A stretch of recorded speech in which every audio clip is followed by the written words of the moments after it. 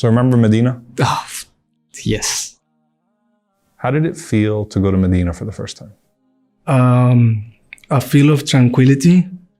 Thinking about it really makes me feel like a closeness with the Prophet ﷺ. Walk me back through that first time you went in front of the Prophet ﷺ's grave, said salam to him, and realized that you were in such proximity to him. So close, yeah. I cried a lot, and I don't actually know why I was crying. For me, it's just like, I'm really there. You just feel like you belong there, even though you've never been there before. It just, you just never want to leave. Do you know who Muhammad ﷺ is? Yes. Who is he?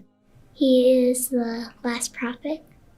So what's your favorite quality about the Prophet ﷺ when you think of him? Inspirational, strong.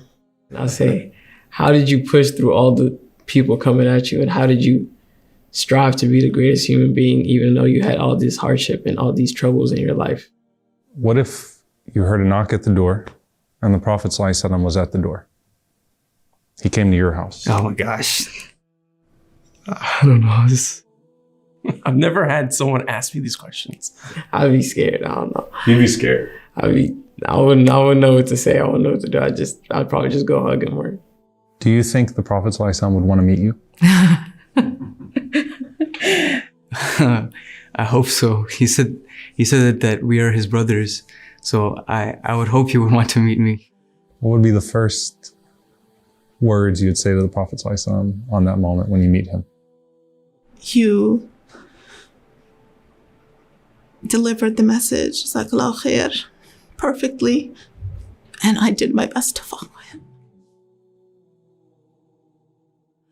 When you get your Nabi to see just to see his face, you got everything. You got everything in the here. That's all you need in this world. Like, I want to talk to you. This was a hard journey. Can we talk about it? So when you see him in Jannah, inshallah, Inshallah.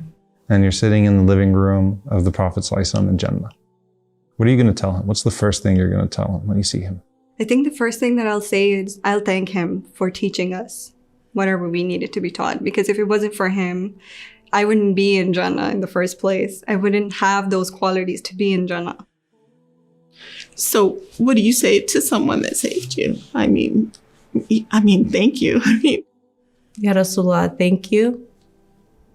Thank you for teaching me how to be the best person that I could be.